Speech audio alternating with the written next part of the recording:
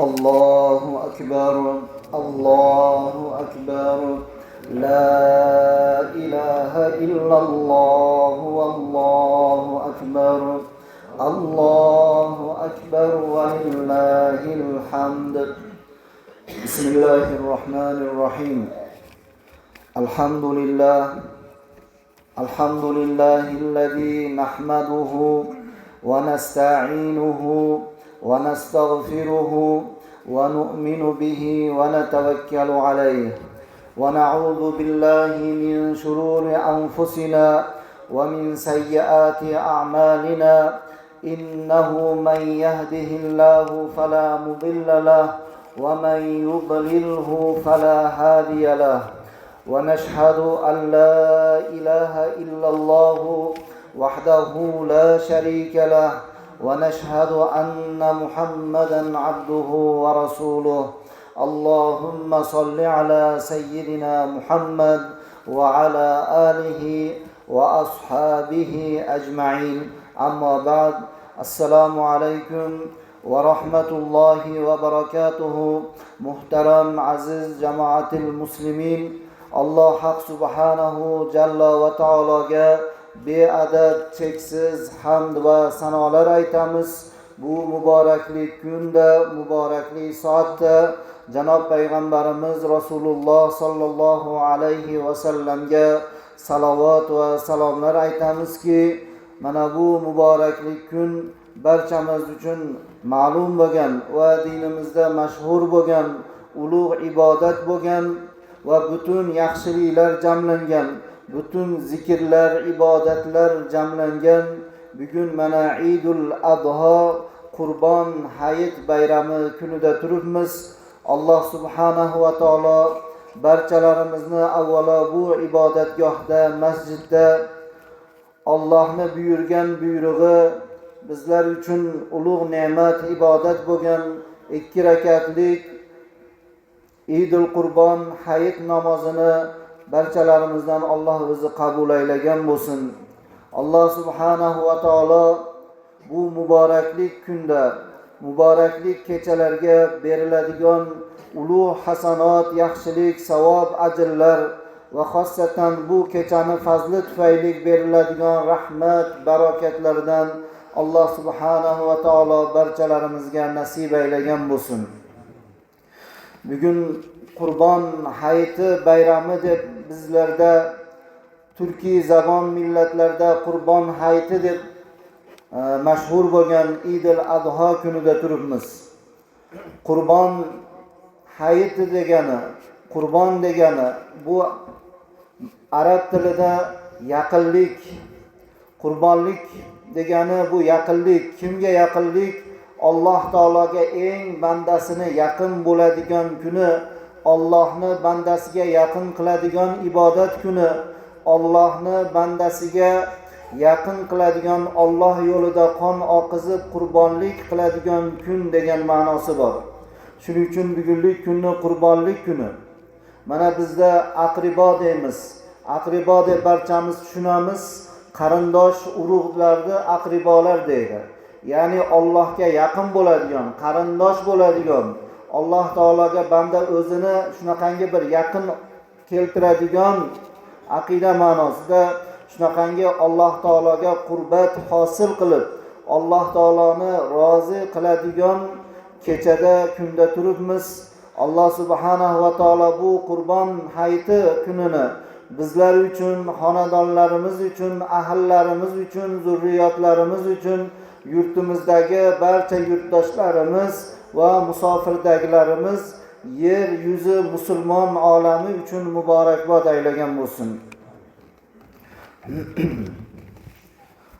Islom dinimizda mana bu muborak kunda har bir amaliyotni Alloh taolo siz va bizlarga ma'lum qilib, belgilab, bu kundagi ibodatlarni soatini mana hozir aytganimizdek Qurbon hayiti namozini o'qishlik, mana bilamiz ikkita Qurbon hayiti, ikkinchisi Ramazon hayiti bayrami.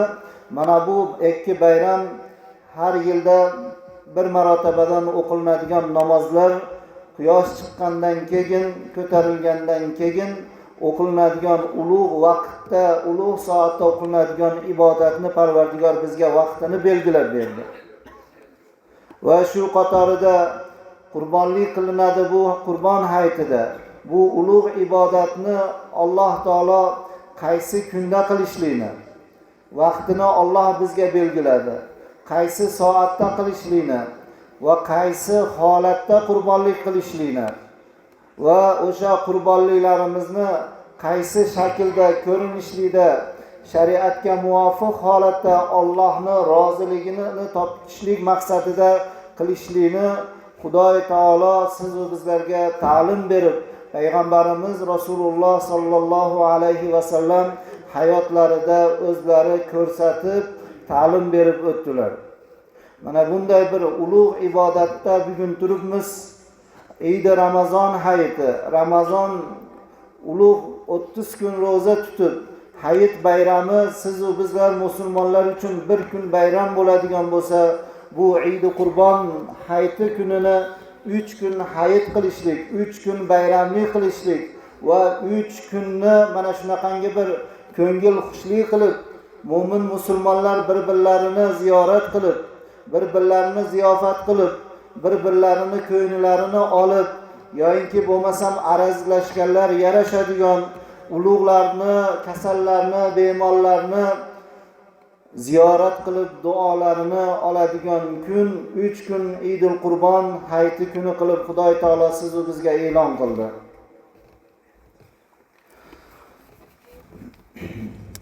Bu kunni fazilati nafaqat bu islom dini kelishligi bilan, yoinki Qur'oni Karim nozil bo'lishligi bilan emas, yoinki payg'ambarimiz sollallohu alayhi va sallam payg'ambar bo'lishligi bilan emas, u zotdan avval, Qur'on kelishligidan avval, islom dini kelishligidan avval payg'ambarimiz alayhisalom dunyoga kelishligidan yoinki qancha yillar, 100 yillar yoinki qancha bir asrlar avvaldan Alloh subhanahu va taolo siz va bizlarga bu kunni ulug'lab, ma'lum soatigajon, kuninigajon mashhur qilib, mana bu kunni fazilatini yetkazdi. Chunki bu kun otamiz Odam alayhissalomdan keyin kelgan payg'ambarlar, ulug' payg'ambarlarning ichidagi barchamiz uchun ma'lum bo'lgan, hammalarimiz yaxshi ko'rib alayhissalatu vassalom deb eslaydigan otamiz Ibrohim alayhissalomdan siz va bizlarga qolgan bir ulug' ibodat bugun. Mana bu Ibrohim alayhissalom mana bu kundagi qilib o'tgan amallarini Xudoy taolo siz va bizlarga buyurdi.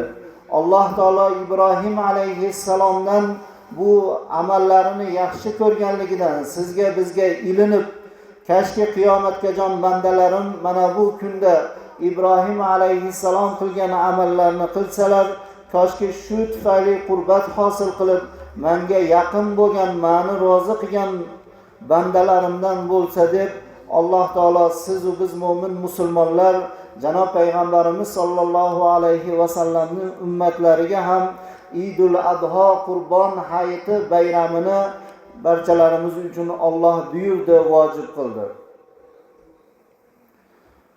Mana bu kunni ulug'ligini Ibrohim alayhissalomni u zotning ulug'ligidan bilamiz. Chunki Qurbon hayiti, Qurbon bayrami shunday ulug' kunki, qaysi bir musulmon katta bo'lsin yo yosh bo'lsin, erkakdir, ayol bu kunlarni ulug'lagan bo'lsa, Alloh taolo o'sha bandasini ulug'lashlikni bu dunyoda ham oxiratda ulug'lashlikni va'da qilgan. Qaysiki bandasi mana bu kunlar kelganligiga xushnud bo'lib, xursand bo'lib, rozi bo'ladigan bo'lsa Alloh taolodan, Alloh taolo o'sha bandasini bu dunyoda ham, oxiratda ham, qiyomat kunida ham o'sha bandasini xushnud qilib, xursand qilishlikni Alloh va'da qilgan. Ibrohim alayhissalatu vassalom mana barchamiz uchun fiqhiy kitoblarda mo'min banda qiyomat kunida qabrdan chiqishligidan avval to qiyomat kunigacha qabrda yotishligi bor. Har bir mo'min musulmonni biz e'tiqod qilamiz, iymon keltirib ishonamizki, qabrga qo'yilgandagi so'roq savollar bor. Mana bu so'roqlar savollarni ichida yoki hayoti dunyoda bo'lsin, kimdanki so'ralsaki, qaysi millatdan desasan deb so'raladigan bo'lsa, barchamiz bilamizki, qozoq edik, turkman edik, tojik edik emas, yoki bo'lmasam millat degani qaysi avloddansan, kimni avlodisan degan ma'no chiqadi. Avloding kim desa, Odam alayhissalomni avlodiman demaymiz. Payg'ambarimiz Muhammad alayhissalomni avlodidanmiz. U zotdan qolgan o'sha to'ra eshonlardanmiz demaymiz. Kim bo'lishidan qat'iy nazar, man millatda yoki avlodda otam Ibrohim alayhissalomni millatidanman, avlodidanman deymiz. Nima uchun desa, chunki u zot mana bu kunni, Eid Qurbon hayiti kunini ulug'laganligi uchun Alloh taolo o'sha payg'ambaridan rozi bo'lib, shunday ulug'ladiki, Ibrohim alayhissalomdan o'tganiga qancha 100 minglagan yil bo'lsa ham qiyomat kunigacha keladigan har bir mo'min, har bir musulmon Ibrohim alayhissalomning avlodiman, u zotni zurriyotiman, otam Ibrohim deb turib, mana siz va biz mo'min musulmonlar shahodat berishlik. Bu narsa Ibrohim alayhissalomni ulug'lagan bu Eidul Adhoni ulug'lashligimiz tufayli va Ibrohim alayhissalom mana bu kunlarda 3 kun hayit bayrami kunlarida ulug' ibodatlarni ado qilganligi uchun siz va bizlar ham unga ixlos e'tiqod qilib hayit namozini o'qishligimizmi, Alloh yo'lida qon chiqarib qurbonlik qilishlikmi, yo mana hozir bomdod namozidan keyin aytilgan takbirlardek mana bu hayit kunlarida takbirlar aytib Allohni ulug'lashligimiz yoki qancha bir yaxshi amallar, hamma yaxshi amallar mana bu kunda jamlangan, bu amallar to'planib mana bu ulug' kunda ulug'laganligimiz uchun Alloh subhanahu va taolo Ibrohim alayhissalomni ummatlari yoki u zotning zurriyotlari yoki millati bo'lgan mo'min musulmonlarni ulug'lashlikni Xudoy taolo va'da berdi. Ibrohim alayhissalomni farzandlari Ismoil alayhissalomni zabih qilmoqchi bo'lib, qurbonlik qilmoqchi bo'lgan tarixini hammamiz eshitganmiz, bilamiz. O'g'illari Ismoil alayhissalomni qurbonlik qilishlikni. Ulamolarimiz aytadiki, Ibrohim alayhissalom mana bu qurbon hayitida ixlos e'tiqod qilganligi uchun mana bu kunda qo'lidan nima yaxshi ish keladi.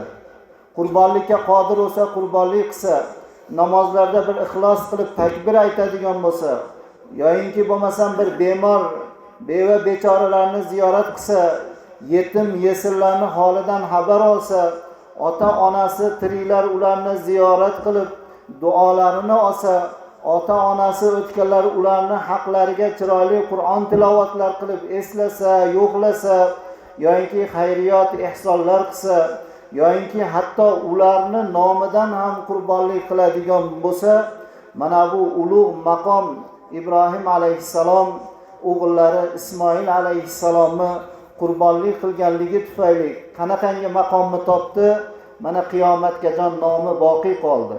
Bu degani kim bu kunlarni ulug'lagan bo'lsa, o'sha odamni ham millati, ya'ni avlodi, zurriyotiga Alloh taolo baraka beradi degan. Ibrohim alayhissalomga birodarlar Alloh taolo farzand bermagan. Yoshlari qarib 90 yoshdan o'tganda ham Allohga duo qilar edilarki, mana Alloh taolo Qur'onda zikr qildi, Robbi habli minas solihin. Ey Alloh, men qarib qoldim, yoshim 90 dan o'tib qoldi, lekin sendan noumidmasman. Chunki sen o'zing marhamat qildingki, ey bandalarim, mendan noumid bo'lmanglar.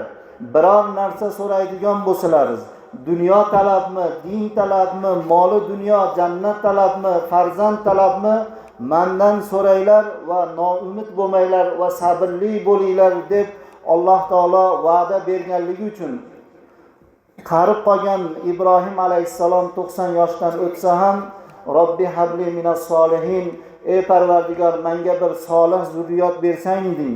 Payg'ambar bo'lsam, o'sha zamonda otadan payg'ambarlik farzandlariga ko'p qolar edi Bani Isroildan kelgan. Mendan keyin shu payg'ambarlik to'xtab qolmasa, men ham bir farzand o'g'il bersang, koshki mendan ham bir payg'ambar qolsa, zurriyot qolsa, avlod qolsa, mendan keyin meni haqqimga duo qiladigan, yaxshi amallarimni davom etkazadigan bir nasl qolsa, avlod qolsa deb Ibrohim alayhissalom noumid bo'lmay qarigan chog'ida soch soqollari oppoq holatida Alloh taologa duo qilardilar.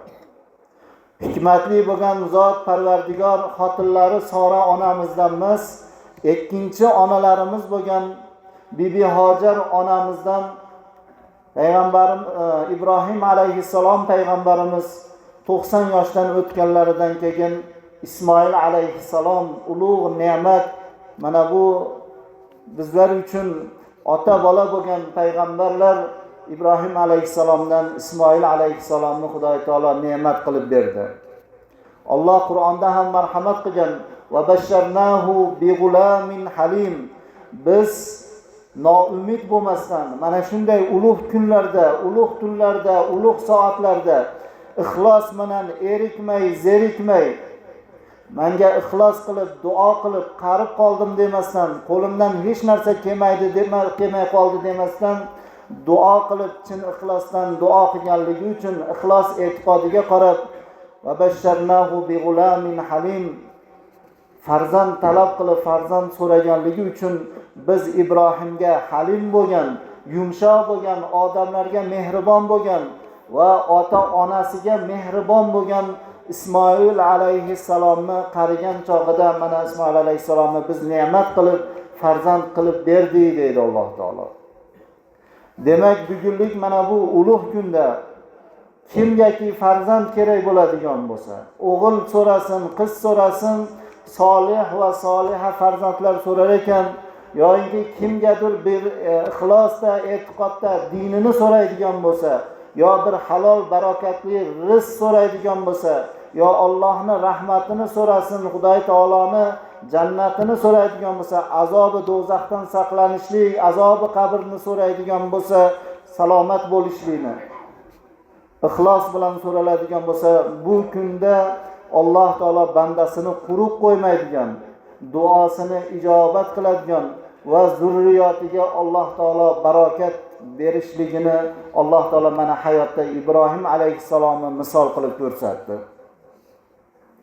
Shuning uchun biz bu kunlarni, bu soatlarni shu 2 rakat hayit namozi o'qiladigan, bir qodir bo'lganlar bir qo'y so'yib o'tkazib yuboradigan kun deb emas, bu kunlarda Alloh taolo inson hatto fikr qila olmaydigan ulug' amallarni bandasiga ato qiladigan, banda qiyomat kunida bu kundagi ajrini, savobini his qilib ko'z oldiga keltira olmaydigan ulug' daraja maqomlarni beradigan kunda, soatda turganligimizni unutmasligimiz kerak ekan. Yo'inki bo'lmasam, o'g'illari Ismoil alayhissalom Alloh yo'lida qurbonlik bo'lishlikka rozi bo'lganligi uchun otasiga osiy bo'lmasdan, otasini so'ziga itoat qilganligi uchun Ismoil alayhissalomga nima maqomni berdi Alloh taolo? Eng birinchisi payg'ambarimiz sollallohu alayhi va sallamni Alloh taolo Ismoil alayhissalomni zurriyotidan chiqardi. Ishoq alayhissalom ham Ibrohim alayhissalomni ayollaridan, farzandlari bo'lgan Sora onamizdan.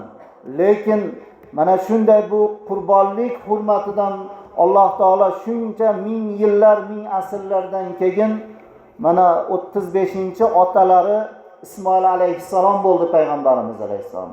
Payg'ambarimiz alayhissalomning nasllari Ismoil alayhissalomga borib taqaldi. Mana bu narsa nima uchun desa, bu kunni barokatli kunligiga ishonib dildan Xudodan duo qilib mana bu kunlarni barakatini Alloh taolodan chin dildan so'raganligi uchun. Yo'inki boshqa bir misol qilib oladigan bo'lsak hayotda, payg'ambarimizday zot mana Madina-i Munavvarada yotibdilar. Yo'inki bo'lmasam Ibrohim alayhissalom yashagan yurtlari bugun Falastin tuproqlarida turibdilar. Yo'inki dunyoning zaminni yaralganda birinchi dunyoga kelgan Odam alayhissalomning qabrlari Shri Lankada turibdi. Mana bugun hojilarimiz Makka-i Mukarramada Arofatdan tushib mana bugun Minoga qaytishdi. Muzdalifadan Minoga qaytishadigan kunda ulug' maqom, ulug' makon Makka-i Mukarrama mana qanchalarimiz hajlarga, umralarga borganmiz, Alloh qabul etsin. Yo'inki qancha hojilarimiz bugun o'sha yerda Allohni ulug'lab takbir aytib turishdi. Alloh ularni hajlarini qabul qilsin. Xudoy taborak va taoloning ulug' maqomi bir mahalliy namozimiz, 2 rakatli namozimiz 100,000 rakat namoz o'rniga o'tadigan. Bitta gunohimizga tavba qiladigan bo'lsak, Alloh 100,000 gunohimizni kechiradigan Makka-i Mukarramada mana shunda na Ibrohim alayhissalom na Odam alayhissalom 124,000 dan ortiq o'tgan birorta payg'ambarni Alloh taolo nasibasini, jasadini haramga, Ka'baning ichiga nasib qilmagan. Magaram payg'ambarlarning ichidan yoki butun inson bashariyat olamining ichidan desak noto'g'ri bo'lmaydi.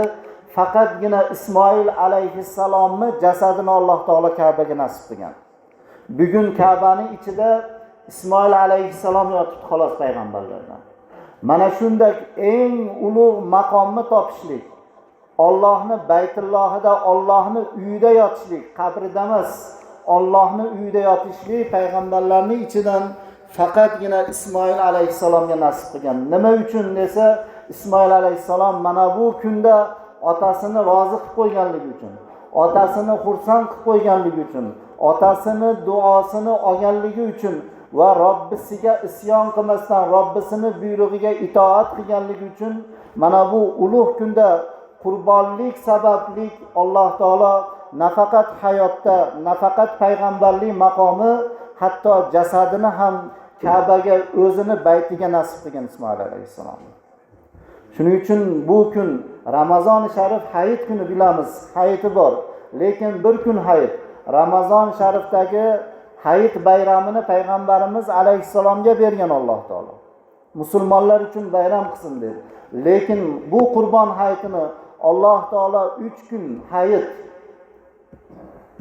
yo'inki mana bu kunlarni sanog'ini 4 kungajon hattoki siz va biz mo'min musulmonlarni ulug'lab o'tkazishligimiz, islom shioridan takbirlar bilan o'tkazishligimizga buyurgan. Kim bugun hayit kuni yana ertaga indini 4 kunning ichida 4-hayit asrgajon, ya'ni 4 kunning ichida kim roza tutadigan bo'lsa savob emas, o'sha odamga roza tutishlikni hattoki shariatimiz buyurmagan.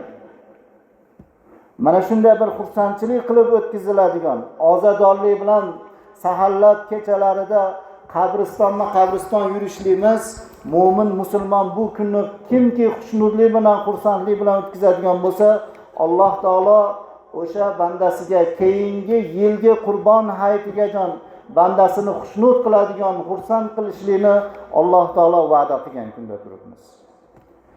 Shuning uchun shariatimizda 4-hayit kungajon 23 mahal namozga takbir aytishligimiz, hattoki imom esdan chiqarib qo'ygan bo'lsa, orqada turgan iqtido qilgan odam eslatish bo'lsa ham aytishlikni shariatimiz bizga buyurdi, vojib bo'ldi.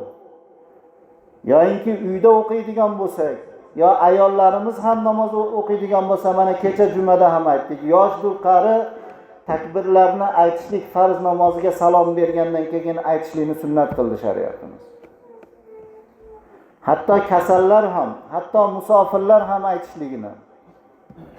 Demak, mana shunday takbir aytishlikdan sabab nima? Nima uchun Allohu akbar, la ilaha illalloh vallohu akbar 4 kun aytamiz?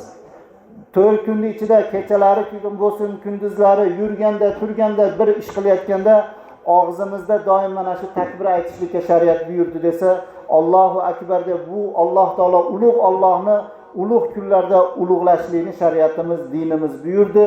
Kimki mana bu kunlarni ulug'lasa, kim takbirni ko'p aytgan bo'lsa, o'sha bandasini Alloh ulug'lashlikni va'da qildi.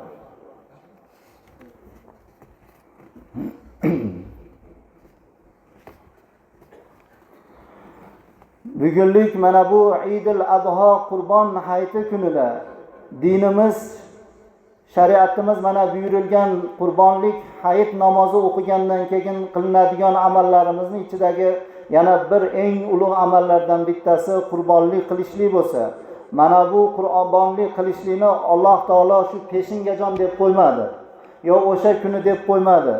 3 kungajon, 3-kunni kechki quyoshi botgunchalikka 3-hayit tamom bo'lguncha qurbonlik qilishlikni savobi bir xilda ulug' deb shariatimiz e'lon qildi. Bir odam safarda edi, yo bir odam kambag'al edi, 2 yo 3-kunda Xudo bir mulk berdi, moli dunyo berib qo'ydi, yo musofir odam muqim bo'lib yurtiga kelib qoldi.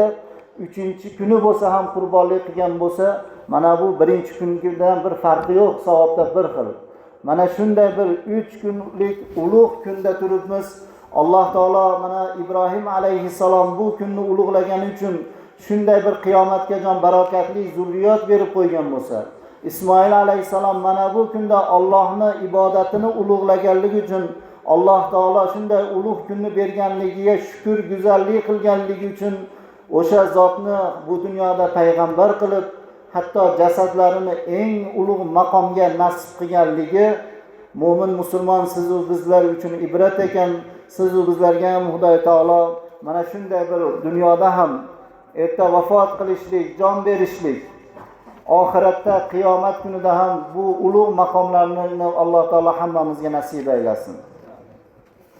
Ba'zi bir odamlarni hayotda biz havas qilamiz, yashashini emas, o'limini. Yillab gapiriladi, 100 yillab gapiriladi. Falonchi odam jon berganda iymonli holatda kalima-i shahodatni aytib, la ilaha illalloh Muhammadur Rasululloh deb joni chiqdi. Yo bir ibodatda joni chiqqan edi, namozda, sajdada jon berdi, yoki Ka'bada jon berdi deb iymon bilan shunaqangi bir odam havas qiladigan o'limlar bor. Hammamiz mana shunday o'limni havas qilamiz. Lekin bu narsa, bu holatdagi bugungi kunda omonatni topshirishlik misoli bir kinoga o'xshash narsa. Faqatgina kinodagina odamlarga ko'rsatish uchun bir odam shunday ko'rsatib, yolg'ondan o'l desa o'ladi, iymon ayt desa iymon aytadi. Lekin hayotda Alloh nasib qilgangina odamga mana shunaqangi ulug' o'lim, yashashdan ko'ra ulug'roq bo'lgan iymon bilan jon berishlik bor. Bu o'limdan qo'rqaylik, qo'rqmaylik. Mana bu o'lim degan so'zni eshitganimizda xohlaylik yo bu o'limni yomon ko'rib xohlamaylik. Bu o'lim har birimizga kelishligi bor. Kullu nafsin za'iqatul maut degan Alloh taolo. Har bir nafs rizqi tamom bo'lgan kuni, ajali yetgan kuni omonatini topshirishlik bor. Lekin qaysi holatda, qaysi yerda, qaysi ish bilan mashg'ul bo'lib turgan mahalda, holati qanday, jasadi qanday, ruhi qanday, qalbida nima bor, mana bu narsa birortamiz bilmaymizki, qaysi holatda o'limni mana shunday bir achchiq sharobini tatishlik, ichishlik qaysi holatda nasib qilishligini hech kimimiz bilmaymiz. Kimki mana bu ulug' maqomda bir kun kelib, ertadur kech mana yurtimizda qancha bemorlar bor. Qancha odamlar, hatto ba'zi odamlar rizqi tamom bo'lgan, bir tomchi suv o'tmaydi, lekin mana shunday hayotda yurgan.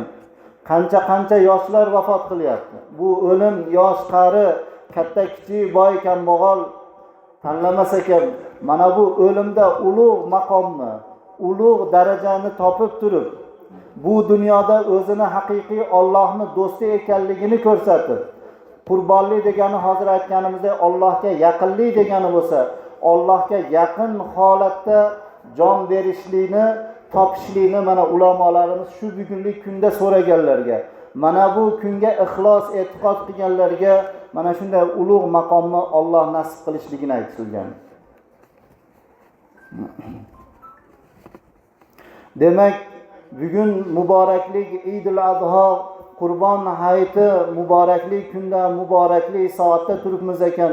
Bu ulug' kunni nafaqat o'zimizgina emas, oila ahlimizga ulug'ligini bildirishligimiz va ularga ko'rsatishligimiz, bu kunni bayramona o'tkazishligimiz, mana bu kunda Alloh taologa ko'p takbir aytishligimiz, shariatimiz buyurgan amallar bilan o'tkazishlik, yoshlarimizni, yosh farzand noristalarni bir xursand qilishlik, yetim yesillarni xursand qilishlik, qarindosh urug'larni xursand qilib, ularni holidan xabar olib ziyorat qilishlik, ota-onalar hozir aytganimizdek ularni rozi qilishlik, duosini olishlik, mana bu kunda boshqa kunlarga qaraganda ming chandon ulug' bo'lgan, savobi ham ulug' bo'lgan va bunga beriladigan barakasi, fayzi ham ulug' bo'ladigan kun, bugungi kun Eidul Adha Qurbon hayiti kuni.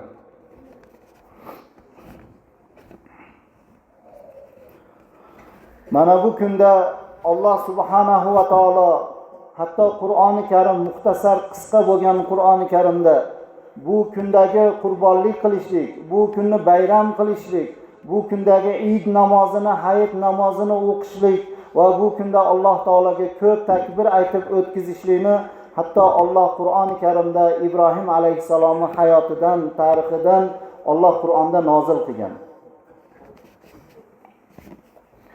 İbrahim alayhissalom payg'ambar bo'lib, hozir aytganimizdek 90 yoshdan o'tib, Alloh taolodan dildan farzand so'ragan paytda Alloh taolo Ibrohim alayhissalomga mana abasharnahu bi gulamin halim, biz Ibrohimga bashorat berdikki farzand ko'rishligini. Ibrohim alayhissalom ishonolmasdan aytdiki, ey Alloh, agar menga rostdan ham farzand beradigan bo'lsang, men o'sha farzandimni o'zingni yo'lingga nazr qildim deb qo'ydi. Ko'nglidan shunday deb o'tkazib qo'ydi. Alloh taolo Ismoil alayhissalomni farzand qilib berdi, ne'mat qilib. Ibrohim alayhissalom banda edi, hayollaridan o'tkazgan, o'zingni yo'lingga o'sha farzandimni tutdim degan, nazr qildim degan hayolidan o'tkazgan so'zi esidan chiqib qoldi. Farzandlari yoshi ammo emas tarixda va biz uchun ham zarur bo'lmagan farzandlari 9 yoshda, ba'zi bir kitoblarda 11 yoshda deyiladi. Ismoil alayhisalom yoshga kirgan paytda Alloh subhanahu va taolo Ibrohim alayhissalomga ko'nglidan o'tkazgan, menga agar shu qariganimda farzand bersang, o'zingni yo'lingga fido qilardim, nazr qilardim degan so'zini takror 3 kun paydarpay tushlarida nima qildi? Vahiy qildi, yetkizdi, ilhom qildi.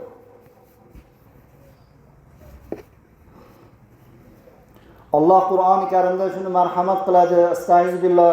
Falamma balagha ma'ahu sa'ya qala ya bunayya inni ara fil manam anni azbahuka fanzur maza tara.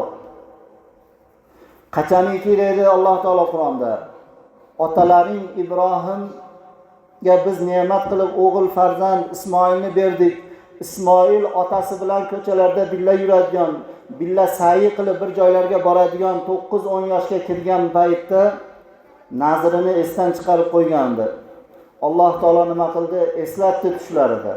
Ibrohim alayhissalom o'yladiki, qaysi ota o'zini farzandini Allohning yo'lida qurbonlik qilishi mumkin? Bu tushimda shayton kirib, o'g'lingni Xudoning yo'liga so'yvar deb turib, yolg'iz ko'rgan o'g'limni mendan judo qilishlik uchun shayton dushmanlik qilyapti deb o'yladi. Ikkinchi, uchinchi kechada ham mana bu tush takror bo'lgandan keyin payg'ambarlarning tushi ilhom, vahiy bo'ladi. Bildiki bu Alloh taolo tarafidan ekanligini va hayoliga keltirdiki, Alloh menga farzand berganingda o'zingni yo'lingga nazr qilib olishga ham roziman degan o'ylagan va'dasini esladi. O'g'illari 9-10 yoshga yetgan paytda o'g'illaridan so'radiki, ya bunayya, ey o'g'lim dedi. Inni ara fil manami anni azbahuk. Men shu har kuni tush ko'ryapman. tushimda sizni so'yayotganimni, menga bir ovoz kelib o'g'lingni so'y deyapti. Mana bu narsani ko'ryapman. Bir kun bo'lsa mayli, 2 kun, 3 kun bu Allohdan ekanligini bilyapman. 10 yoshdagi bolaga aytayapti. Shunga nima deysiz ey o'g'lim deb so'radilar. Alloh oyatni davomida aytadi. Qola otasiga Ismoil alayhisalom yosh bola o'ynab o'tirgan bola aytdiki, Qola ya abati, ey otajon, if'al ma tu'mar. Xudo sizga nimani buyurayotgan bo'lsa, o'shani qilmaysizmi? Tezroq qiling deb aytdi o'g'illariga. O'g'illar otasiga. Hozir aytganimizdek Ismoil alayhisalomga Alloh taolo shunday ulug' maqom, hatto qabrini Alloh o'z uyidan nasib qilganligi, mana bu Allohga mana shu so'zi yoqib qolganligidan Allohga guvohligida otasiga bir og'iz so'z, ya abati, ey dada deb qo'ymadi, otajon, dadajon deb aytdi. If'al ma tu'mar. Xudo sizga nimani buyursa, Robbingiz sizga nimani buyurayotgan bo'lsa, o'shani qiling. O'g'lingizni Allohning yo'lida qurbonlik qiling deyotgan bo'lsa, qurbonlik qiling, men roziman deganligi uchun. Yo ota bolani o'rtasidagi muomalani ko'rib turib, Alloh taolo yaxshi ko'rib ikkalasini mana shunday bir Qur'onda ham zikr qildi. Qur'oni Karimda bor yo'g'i 25 ta payg'ambarning ismi kelgan xolos. Lekin hayoti dunyoda 124 mingdan ortiq payg'ambar o'tgan. Mana bu 25 payg'ambarni nima uchun Alloh taolo, biz ko'p payg'ambarlar hatto ismini bilmaymiz bularni, tarixini bilmaymiz. Nima uchun Qur'oni Karimda Ibrohim alayhisalomning ismlari juda ko'p keldi, Ismoil alayhisalomni.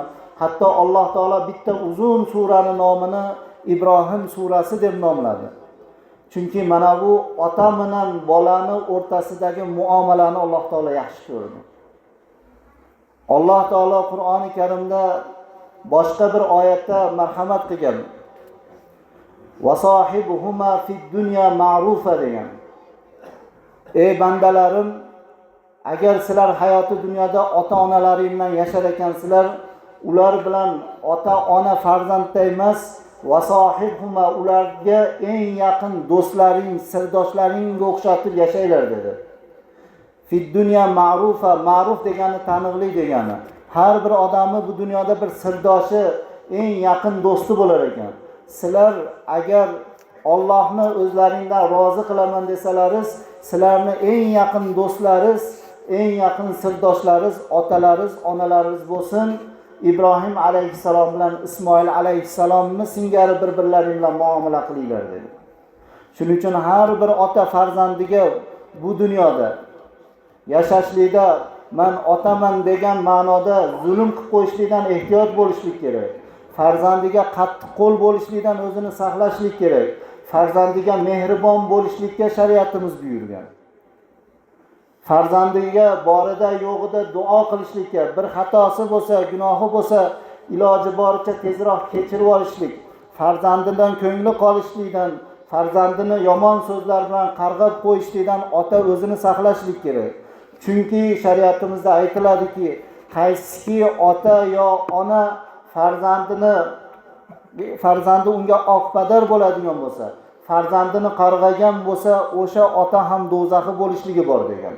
Nima uchun desa, o'sha kundan boshlab farzand to o'lguncha otasi uchun, onasi uchun qancha namoz o'qisin, duo qilsin, qurbonlik qilsin, haqqiga duo qilsin yoki gunohlari uchun istig'for aytsa, birortasi otaga, onaga yetmay qoladi, chunki o'rtalari uzilib qoladi degan.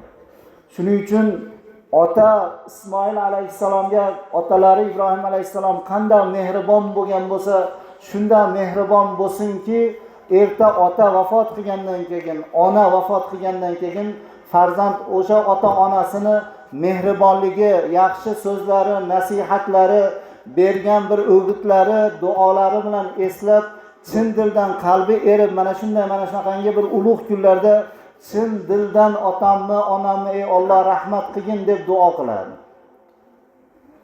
Yo'inki buni aksi bo'lgan, ota-ona zulm qiladigan bo'lsa, u xoh o'g'li bo'lsin, qizi bo'lsin, kelini bo'lsin, kelin ham farzand birodarlar. kuyovsi bo'lsin, zulm qiladigan bo'lsa, nohaqlik qiladigan bo'lsa, yoki ikkita farzandini o'rtasida adolat qilmay, bir farzandini birisidan bir ikkinchisini boshqacharoq ko'radigan bo'lsa, pul topadiganlarni yaxshiroq ko'rib, boshqacha muomala qilib, Alloh taolo unga bir shu dunyo rizqidan qisqaroq qilib qo'ygan farzandini boshqacharoq ko'z bilan ko'radigan bo'lsa, u ota qiyomatda yarim jasadi yo'q holatda turadi. Shuning uchun farzandga ota-ona birinchi mehribon bo'lishligini shariatimiz buyurgan. Alloh taolo shuning uchun mana qisqa bo'lgan Qur'oni Karimda ko'ringlar deyapti Alloh taolo. Ota bilan farzand qaysi holatda gaplashadi? Ya bunayya, ey o'g'ilcham deyapti. Inni aros, maslahat so'rayapti. Bugun kim masalan 9 yashar o'g'lini o'tkazib maslahat so'raydi, shu ishni qilsang nima deysiz o'g'lim deb. U yerda maslahat qiladigan ish emas, o'limini maslahat qilyapti. Farzandini so'yishlikni maslahat qilyapti.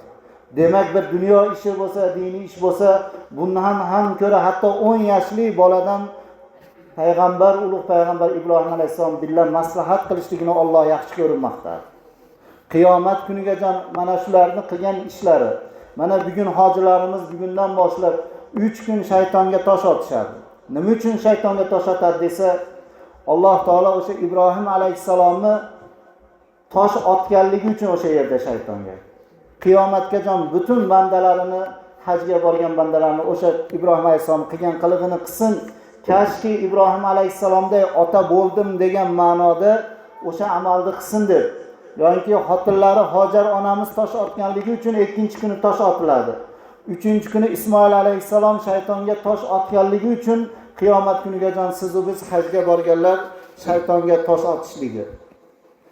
Mana bu amallarni hammasi Ibrohim alayhisalomdan. Payg'ambarimiz shu ishni qilgan ekan, shuning uchun bizga tosh otishlik vojib bo'ldi emas, otamiz Ibrohim alayhisalom qilgan. Shu qatorida otamiz Ibrohim alayhisalom 10 yoshli bolasini ham erkalatib gapirgan degan. Kim farzandidan yaxshilik kutishlikni xohlasa, ortiqcha siyosat qilmasin, zulm qilmasin, so'kmasin, urmasin, agarki bir sababsiz holatda. Lekin shariatimiz diniy ishlarda payg'ambarimizday zotni ham Oysha onamizdan sahobalar vafot qilganlaridan keyin so'rashdi: "Ey Oysha onamiz, Rasululloh hayotda qanday edilar? Dunyo ishi uchun na farzandlariga, na xotinlariga bir dunyo ishida kamchilik bo'lsa, tezda darg'azab bo'lib, men otayman bilmading gapim, mana shu gapimga kirmading, aytganim vaqtida qilmading deb darrov so'kib qorg'ab qolmasdi" dedilar. Diniy ishdagina, ibodatda bo'lmasa, yolg'on gapirsa, harom narsalarni ichib yeydigan bo'lsa, harom o'yinlar, qimor o'ynaydigan bo'lsa, mana shundagina otalar, ya'ni payg'ambarimiz alayhisalom darg'azab bo'lardilar diniy ishda deydi. Har bir ota mana shu holatda bo'lishligini shariatimiz o'rgatdi. Onalarga ham aynan shu, qizlariga, kelinlariga xuddi o'z qizlariga qaraganda kelinlariga qarashlik, o'g'illariga qaraganda kuyovlariga qarashlik. Mana bu narsani shariatimiz nikoh bilan farzand qildi bir-birlariga. Kim bularga xiyonat qilgan bo'lsa, Alloh taoloning oldida mana bu hozir aytganimizdek azob tortishligi bor. Shu qatori Ismoil alayhisalomni siz va bizlarga Alloh taolo mana bizcha aytganda eramizdan avvalda o'tgan Ismoil alayhisalomni qiyomat kunigacha Qur'onda nomini zikr qilib, har bir farzandga otaga qanday muomala qilishlik, otani qanday hurmat qilishlik, hattoki otani oldida ovozini baland ko'tarmaslik. Bizni Allohga ko'p shukr qilaylikki, O'rta Osiyo musulmonlari mana bu hadislarga, mana bu oyatga eng ko'p amal qilib kelgan yurtimiz, xalqimiz. Bizda eskilarimizdan maqol bor: otang o'tirgan uyni tomiga chiqma deb, gunohkor bo'lasan deb. Bu degani haqiqiy tom emas. Otang o'tirgan paytda otangdan boshidan o'tma, ya'ni otangdan ovozingni baland qilma, otang gapirayotganda gapini bo'lma degan ma'no. Shuning uchun mana bugungi kunda otalar qarib qoladi, onalar qarib qolganda farzandlar mana pul topib, mol topib, bugungi kunda boshqa yurtlardan pul topib kelayotganlar, otani so'zini qayirib yoki bo'lmasam behurmatlik qilib, mana ish qiling deb Oddiy so'z bilan aytgan paytda ham o'sha otaga isyon qilib, otaga gunohkor bo'layotganligini bilishimiz kerak. Chunki ko'ryapmizki, ko'p ba'zi joylarda ichimizda yo'q bo'lsa ham bilib qo'yishligimiz kerakki, otalarni behurmat qilayotganlar. Otani hurmatini bilmayotganlar. Jannat onalar oyoq ostida deb faqat bugungi kunda ona bilan muomala qilib, otadan bir izn so'ramay, ona bilan ish bitirayotgan farzandlar. Mana bu narsani hech esdan chiqarmaslik kerakki, kim otasini yo onasini bu hayoti dunyoda mana shunday hozir aytganday ovozini baland qiladigan bo'lsa, nima bo'ladi desa, Allohning va'dasi shuki, na uni farzini, farz ibodatlar, na nafl ixtiyoriy qilgan amal birortasini Xudo qabul qilmaydi degan. Alloh taolo Hujurat surasida marhamat qilganki, astag'firullah, ya ayyuhallazina amanu, ey meni mu'min musulmonman degan bandalarim, la tarfa'u aswatakum, payg'ambarning oldida, payg'ambarlarning oldida turganlaringda ovozlaringni payg'ambarlarning ovozidan baland ko'tarib olmanglar. Fawqa sawtin nabi, ovozidan baland ovoz bilan gapirmanglar dedi. Nima uchun desa, shu bilan amallaring habata bo'lib yo'q bo'lib ketadi. U hojimidi, umra qilganmidi, qurbonlik qilganmidi, ibodat qilgan birortasi qolmaydi dedi Alloh taolo. Ovozni baland qilishligi bilan. Har bir farzand uchun ota go'yo payg'ambar qatori hisoblanishli kerak. Buni eshitmagan bo'lsak, buni bilmagan bo'lsak, mana bugun o'sha kunda, mana bugun o'sha soatda turibmiz, tavba qilishligimiz. Alloh taologa tavba qilib, tirik bo'lsa roziligini, duosini olib o'tganlarini haqqiga istig'for aytib duo qilishligimiz, ularni orqasidan yaxshi amal qilib o'tgandan keyin ham rozi qilishlik bor, rozi qilishligimiz.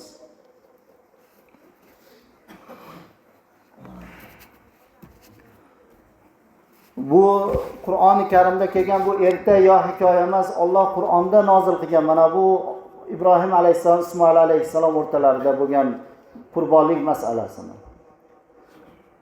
Alloh rahmat qilsin, ustozimiz Xol Muhammad domla har yil Qurbon hayitida mana shu tog' vafot qilgunlaricha qancha yil imomlik qilgan bo'lsa, mana ulug' yoshdagilarimiz biladi. Har yil Qurbon hayitida mana bu narsani mo'min musulmonlarga bir marta eslatib, tushuntirib, ota-ona ulug'ligini, farzand ota o'rtasidagi muomalani mana bu oyatdagi Alloh taolo bizga zikr qilgan mana bu ulug' qissani aytib o'tadilar.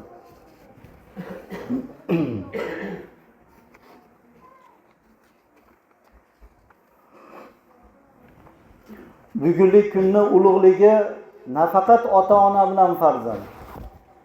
Bu kunning ulug'ligini mana payg'ambarimiz sollallohu alayhi vasallam payg'ambar bo'lganlarida Makkada.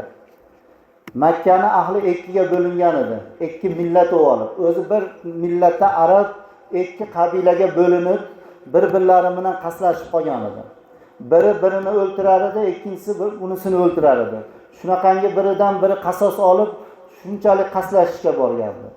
Islom kelgandan keyin payg'ambarimiz alayhisalom payg'ambar bo'lganlaridan keyin mana shu Qurbon hayiti tufayli ikkita katta qabilani bir-biriga do'st qildi.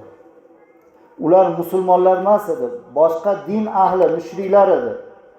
Ularni bir-birlariga do'st qildi. Nima tufayli? Qurbonlik tufayli, Qurbon hayiti tufayli.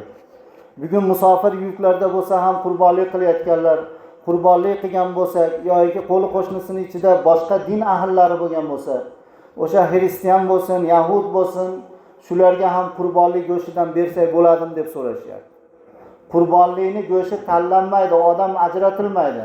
Mana shunga bersam menga ham qaytarardi deb, mana hayitlarda bir-biriga osh chiqargani singari emas bu ibodat.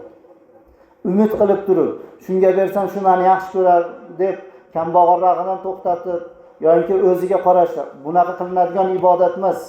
Hatto qo'li qo'shnisiga beradigan bo'lsa, boshqa din ahli bo'lsa ham unga berishlik, kim bo'lsa ham qurbonlik go'shtini yedirsa bo'laveradi. Odam tanlaydigan ibodat emas bu.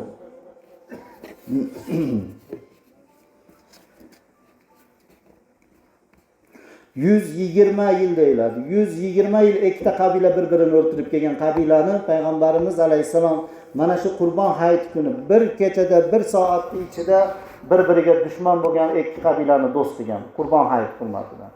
Demak, shunda bo'lsa bu ibratki, o'sha payg'ambarning ummatiman degan musulmon bir dushmani bo'lsa, birovni dushman deb yurgan bo'lsa, yoki birovga adovati bo'lsa, u yaqini bo'lsin, uzog'i bo'lsin, qo'li qo'shnisi bo'lsin, qarindosh, bugun kechirib yuboradigan kun.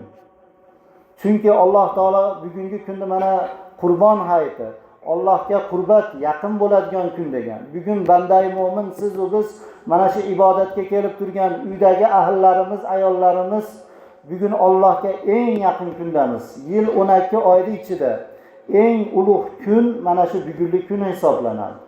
Shuning uchun payg'ambarimiz alayhisalom mana bu hadisni aytganda sahobalar, "Yo Rasululloh, Alloh yo'lida jihad qilgan kundan shu Qurbon kuni, Zulhijja kuni ulug'mi?" deganda ulug'.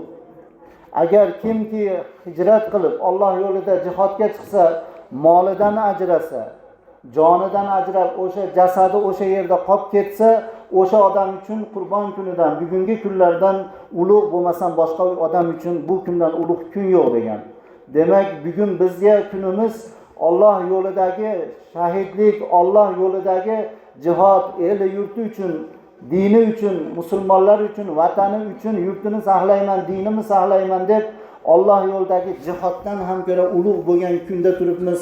Alloh subhanahu va taolo barchalarimizga mana bu ulug' kechani, ulug' kunni fazilati, rahmatidan hayotda bor bizlar, o'tib ketgan ulug'larimiz, ota-onalarimizga ham nasibador aylagan bo'lsin. Demak, bugungi kun mana inshaalloh Qurbon hayiti namozini o'qilgandan keyin qilinadigan amallardan bittasi qurbat, Allohga yaqin bo'lishlik. Nima bilan? Qurbonlik bilan. O'sha bir oilada otani yoki bir farzandni yo onani kim qodir bo'lgan bo'lsa, Alloh yo'lida qon oqizilishligi bilan o'sha butun oilasiga Alloh taolaning rahmati, butun ahlini Allohga yaqin bo'lishiga sababchi bo'ladigan amal Qurbon hayiti. Va shu qatorida bugun barchamiz uchun ma'lum, bugun ikki bayram birlashgan. Ham bugun Eid Qurbon hayiti kuni, ham Sayyidul Ayyom juma kuni. Ba'zi bir aqidada, ahlida, aqlda adashganlar juma kunini bayram emas, juma kunini bir-birini jumangiz muborak bo'lsin deb bo'lmaydi deganlar bor. Bu noto'g'ri gap, birodarlar. Payg'ambarimiz sollallohu alayhi va sallam hadis sharifda juma kuni, Qurbon hayiti kuni bir xil bo'lganda Alloh taolo payg'ambarimiz aytgan, sizlarga ikkita bayramni bugun qo'shib berdi degan. Demak, bugun qo'shaloq, ikkita qo'shaloq bayramki, ham juma kunining bayrami, ham Qurbon hayiti kuni bayrami. Demak, shunda bo'ladigan bo'lsa, bizda odatlarimizda eskilarimizdan qolgan so'z bor. Qurbon hayiti kuni juma kuniga to'g'ri keladigan bo'lsa, yoki hayitdan bo'lak kunda juma kunida bir qo'y mol so'y bo'lmaydi juma namozidan avval degan so'z bor. Mana bu narsani yaxshi tushunib olaylikki, mana bugun ayniqsa bir kunda kelganligi uchun Qurbon hayiti kuni juma bo'ladimi yoki hayitdan bo'lak juma kunlarida jumadan avval qo'y so'yishlik, mol so'yishlik shariatimizda taqiqlanmagan, ruxsat, muboh, halol. Qurbon juma kunida jumadan oldin so'y bo'lmaydi degani, juma kuni mana bilamiz 2 marta azon aytilinadi. Birinchi azon munabbih bir odamlarga ishoratki, ey odamlar, dunyo ishlarini to'xtatinglar, bugun juma namoziga tayyorlaninglar deb chaqiriladi. Mana shu birinchi azon aytilingandan keyin na bir qo'y so'yish, na mol so'yish, hatto tovuq so'yishmas, o'sha go'shtni ham sotishlik halol bo'lmaydi. Nima uchun desa, dunyo ishini shariatimizda uzursiz bo'lgan bo'lsa, har bir uzrliklar bundan mustasno. Uzursiz odamga halol qilmaydi. Chunki Alloh taolo Juma surasida juma kunida fas'au ila zikrillahi va zarul bay degan. Jumani azonini eshitdilaringmi, birinchi azonini? Har qanday tijorat oldi berdi, nafaqat go'sht sotganlar, nima narsa sotgan, to'xtatinglar, halol emas, juma namozi tamom bo'lguncha.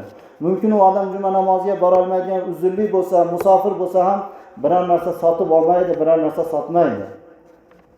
Azondan keyingina, birinchi azondan keyin bir qo'y mol so'yib turib, jumaga ulgurmay qoladi, jumani savobidan quruq qoladi deb jumadan oldin degani juma kuni bomdoddan juma mahaligacha emas, jumadan oldin azondan keyin juma vaqtida biror narsa so'yish bilan mashg'ul bo'lib qolmasin deyilgan.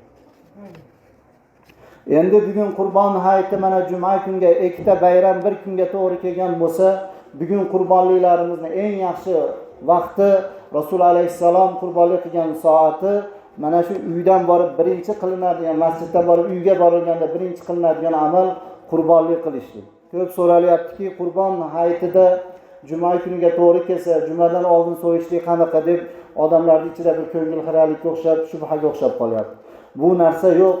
Juma kuni mana bugun to juma mahaligacha so'yilaveradi. Soat 11 bo'ladimi, 12 bo'ladimi, ozonidan avval juma ozoni so'yilishga shariat ruxsat bergan. Jumadan keyin ham qachongacha quyosh botqichon.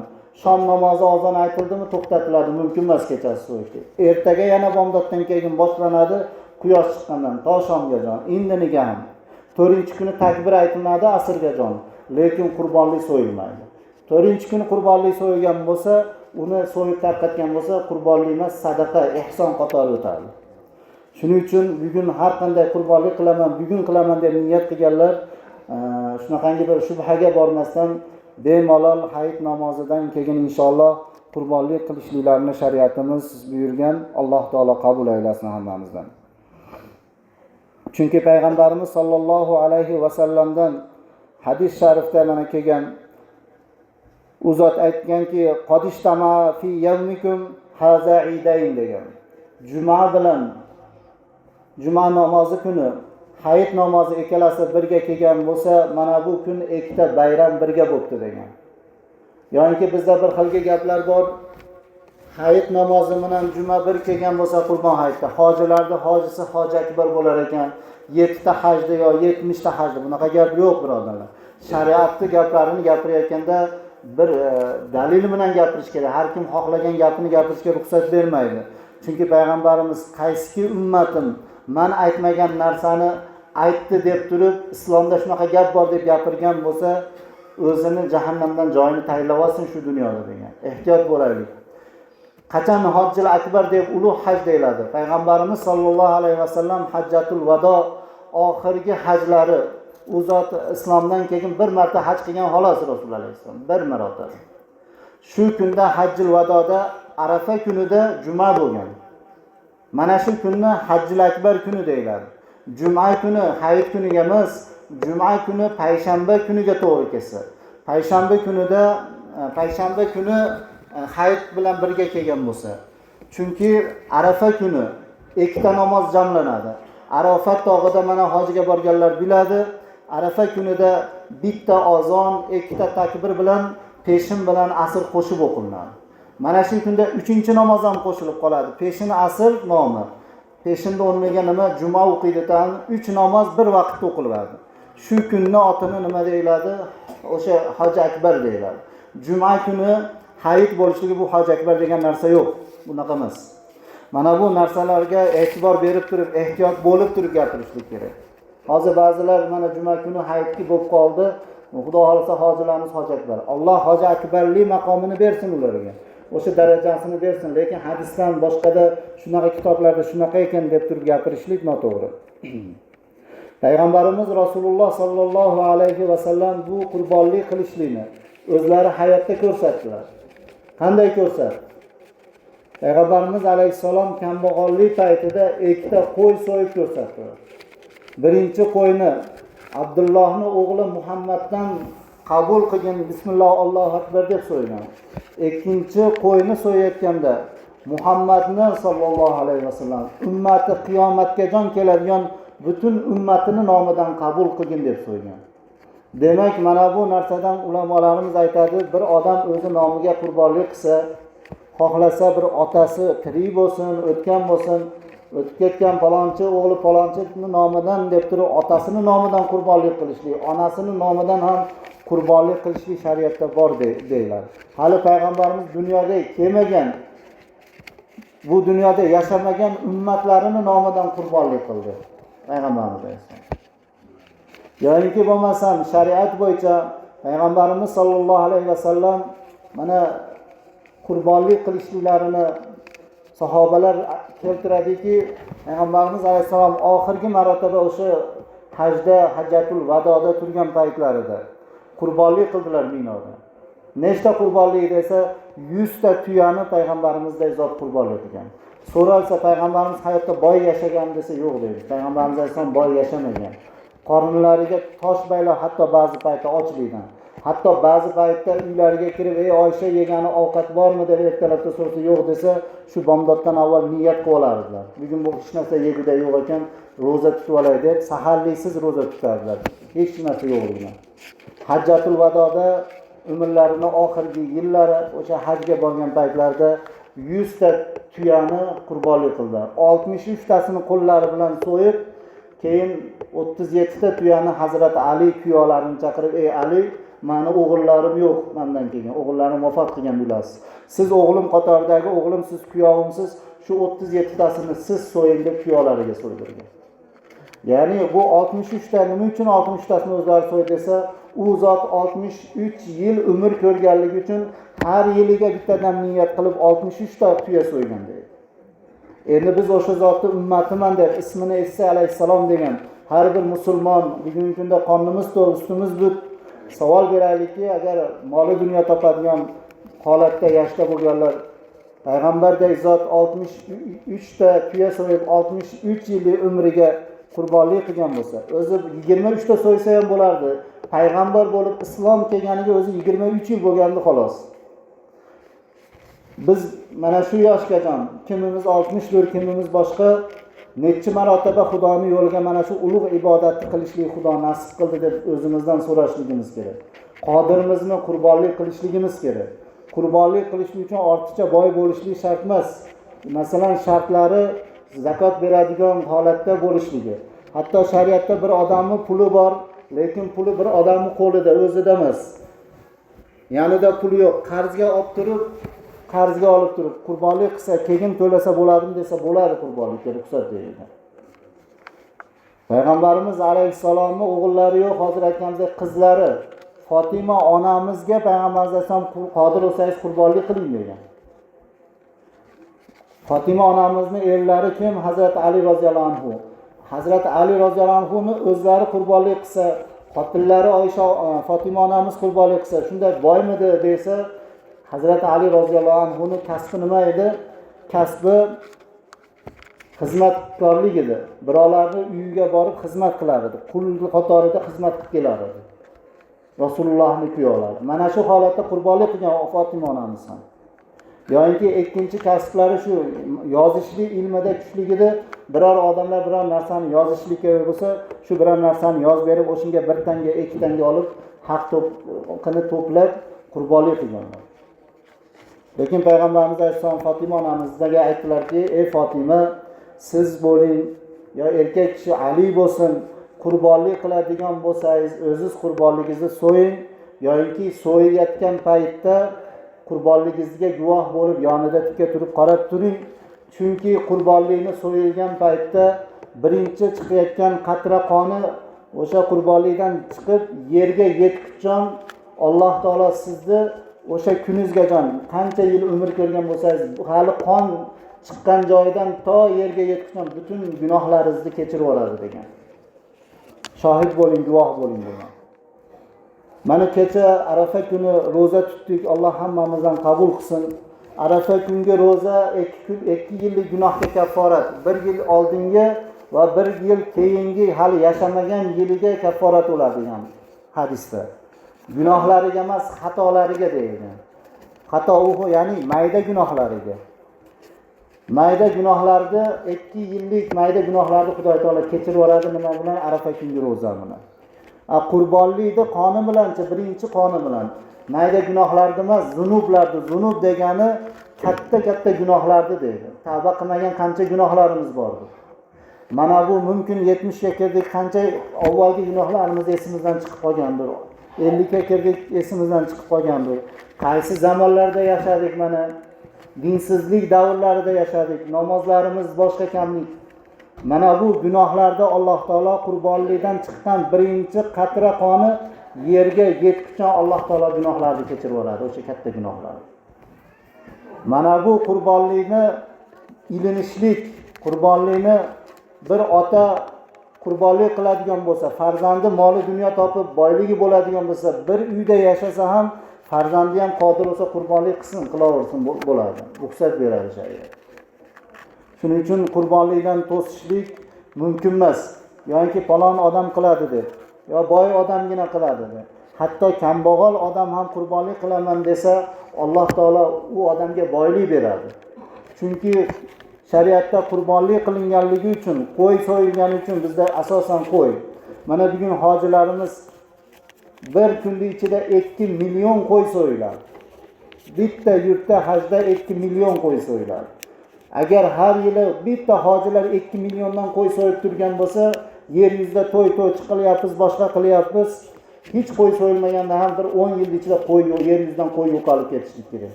Nima uchun shuncha qo'yga Xudo baraka beryapti? Qurbonlik tufayli. Kimki qurbonlik qilgan bo'lsa, Alloh taolo uni ham mana shunday bir uyiga, joyiga, farzandlariga, mana Ibrohim alayhisalom misolida moli dunyosiga Alloh taolo baraka beradi. Yana bir yo'q gaplardan bittasi, ba'zi odamlar qurbonlik qilishlikka qo'rqar ekan. Qurbonlik qilgandan keyin qilgan odam 7 yilgacha har yil qilish kerak. Bunday gap yo'q, birodarlar. Lekin shunday gap borki, ulug'larimizdan qolgan.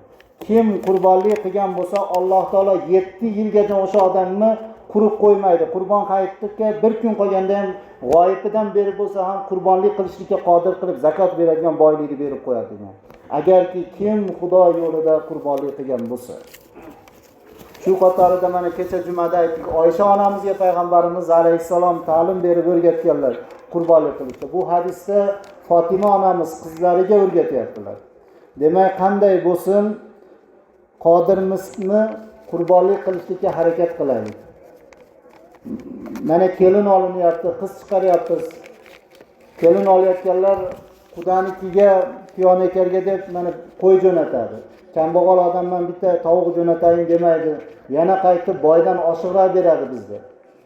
Demak, o'sha berayotgan qo'yini to'yga berayotganmi? Kim uchun beryapti? O'sha Xudo taraf bilsin, meni ham boy ekan desin. Yoki o'sha Xudonikiga borgan qo'yni u orqaga oyvonga borib baylamasdan eshik tagiga qo'yishadi.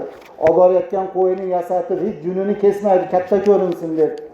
Kerak bo'lsa yuvib oborishadi, shu Xudoga yoqsin deb. Qurbonlikni ham birodarlar shunaqangi so'yish kerakki, Allohga yoqadiganini, eng chiroyligini, eng yaxshisini, 1,5 kilo kilosi ozroq bo'lsa, yo arzonroq bo'lsa, yo mash kasali deb emas, Allohga shu eng yaxshisini so'yaylik deb mana bu qurbonlik qilishlikda hech bo'lmasa o'sha Xudoga berayotgan qo'yni singari misol qilaylik. Kimga beryapmiz u? Qurbonlikni kimga beryapmiz? Payg'ambarimiz sollallohu alayhi va sallam kim bitta qo'yni qurbonlik qiladigan bo'lsa degan. Misoli 30 kilolik bir qo'yni so'yilgan bo'lsa, Alloh taolo 30 kiloga 30 kilolik emas, 30 kiloga 70 barobar ziyodasi bilan 30 kilolik bir odam qo'yni so'ygan bo'lsa, so'yib hammasini o'zi muhtojlar o'zi yeyordi. Xohlasa yeversin.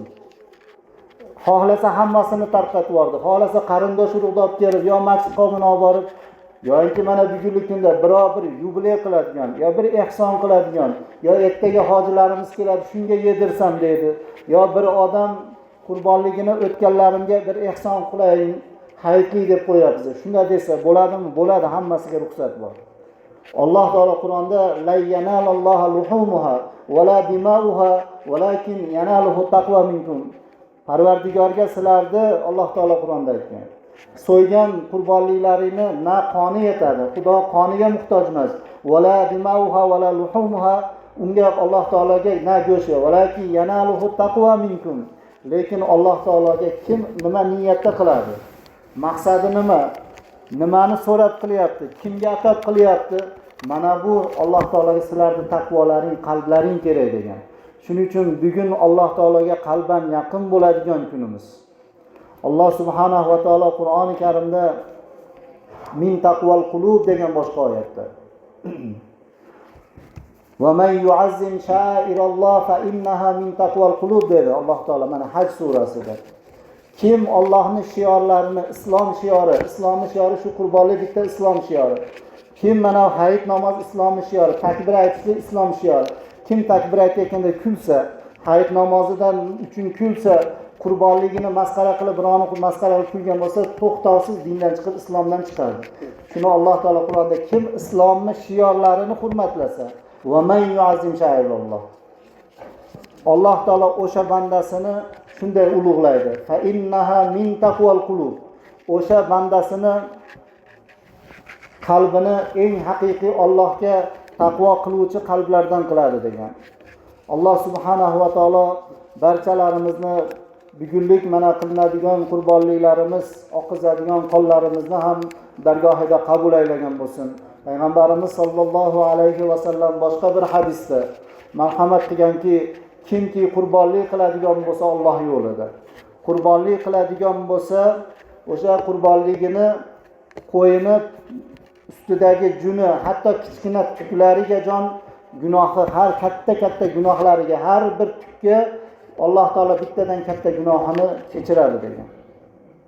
Agar bir odam bir o'rtacha qo'y so'yayotgan bo'lsa, o'sha qo'ydan yarimini emas, 10dan biri, 5dan biri emas, bir tirnoqcha joyidagi butun junini kesib turib, tirnoqcha joyidagini kesib sanab ko'ring, sanay olmaysiz. Bir qarish yeridagi junni sanay olmaydi odam, hech iloji yo'q. Endi butun qo'yda qancha tuk bor, qancha jun bor. Mana shuncha katta gunohi bo'lsa Alloh kechiradi degan qurbonlik. Agar uni gunohi o'sha qo'yni yarimida yo 3dan birida tugab qolgan bo'lsa, endi uni o'rgatgan qurbonlik qilishiga sababchi bo'lgan otasini, onasini Alloh taolo farzandlarini gunohini kechiradi.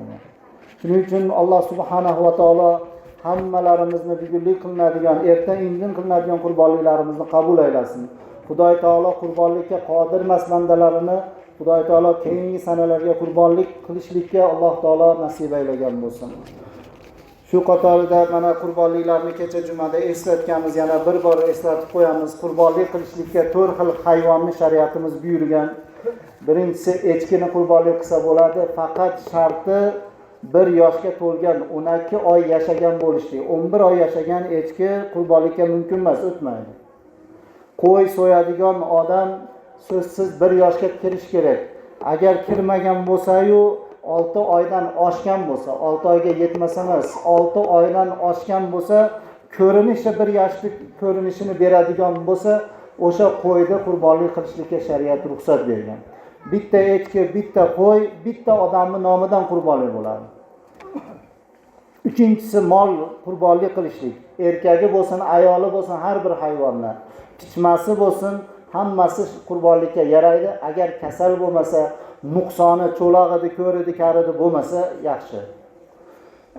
Mol so'yishlik, mol so'yadigan odam so'yadigan moli 2 yoshni to'liq ko'rgan bo'lishlik kerak. 1,5 yashar novvos qurbonlikka o'tmaydi. Yoki 2 yasharga 2 oy qolgan sigir qurbonlikka o'tmaydi. Yoshini aniq bilishligimiz kerak. 2 yoshga kirgan kunidan qurbonlik qilishlik, o'sha molni qurbonlik qilishlikka shariat ruxsat bergan.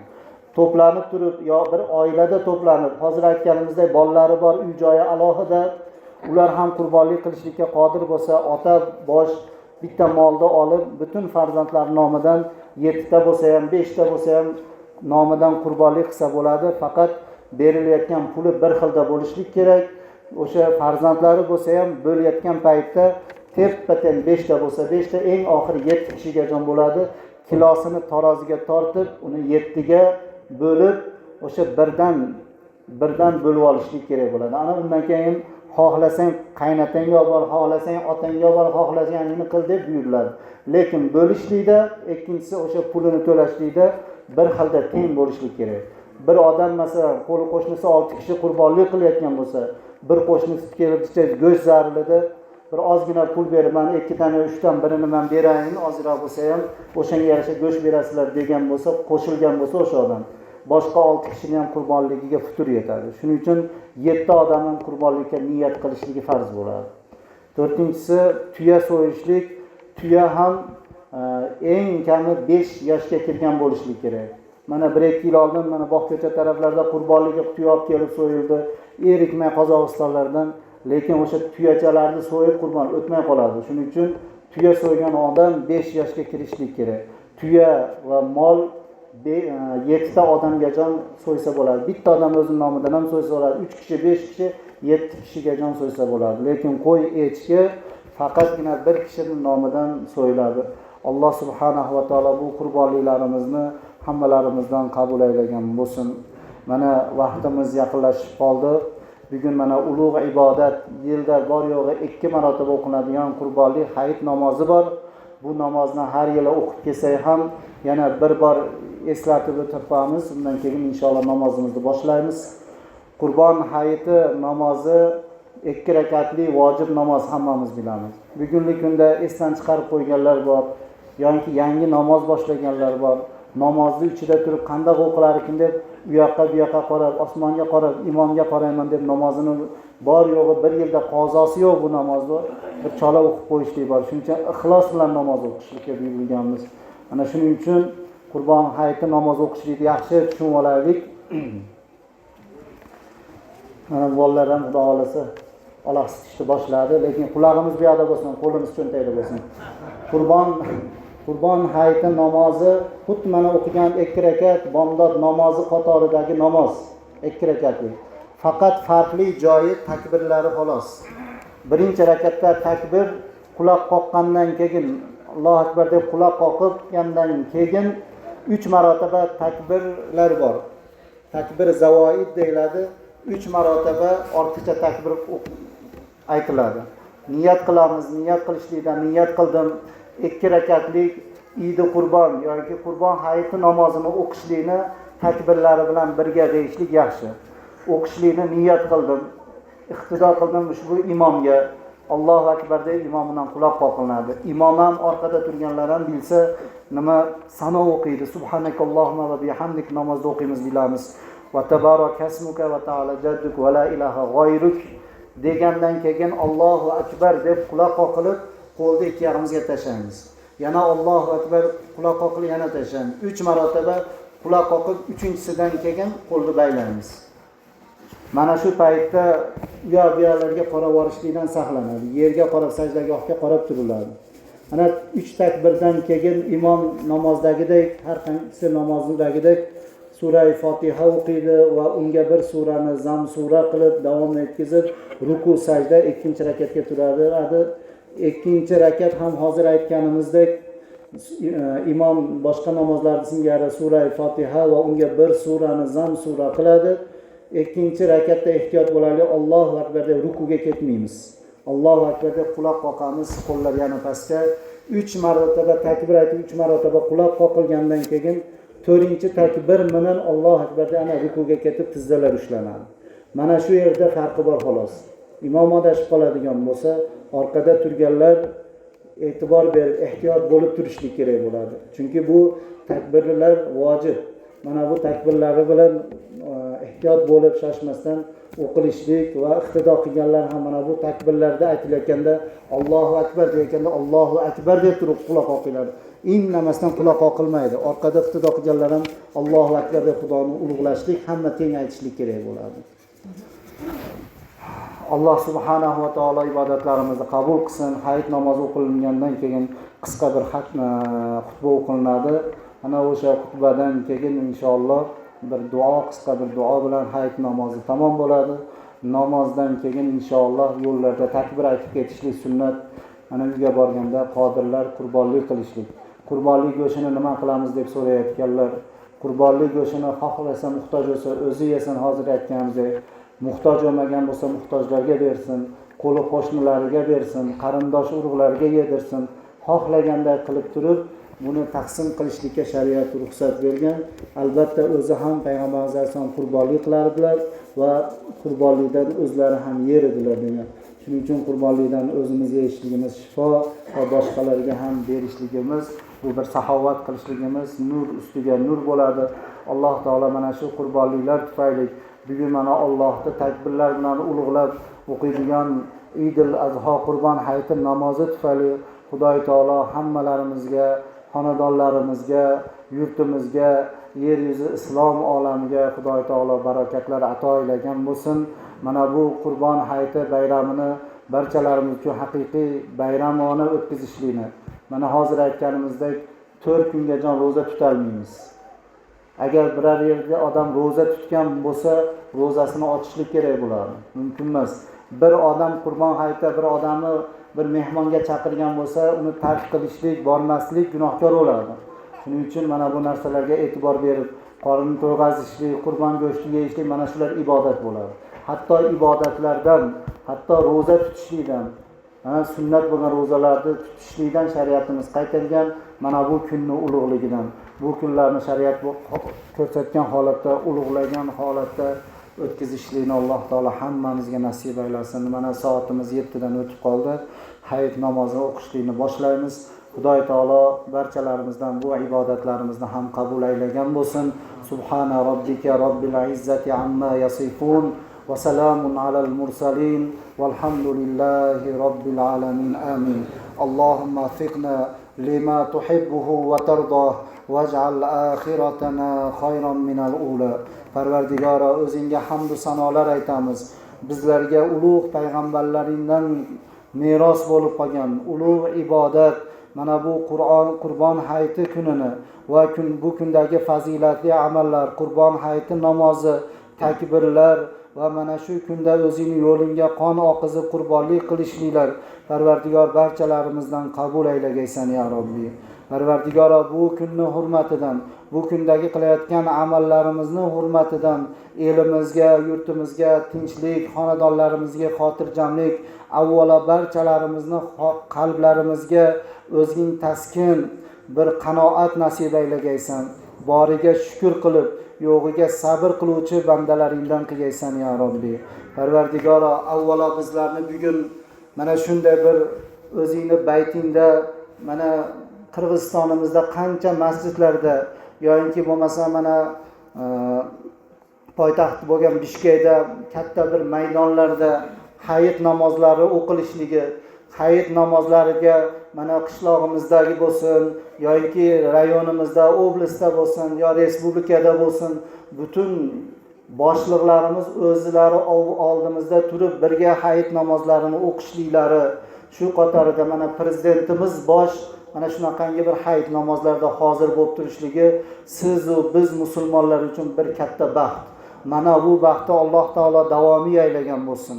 Mana shunday mu'minlarni, musulmonlarni o'ylab, siz va bizni o'ylab, bu ulug' kunlarimizni haqqini, hurmatini hurmatlagan holatda mana shunday bir sharoit yaratib bergan.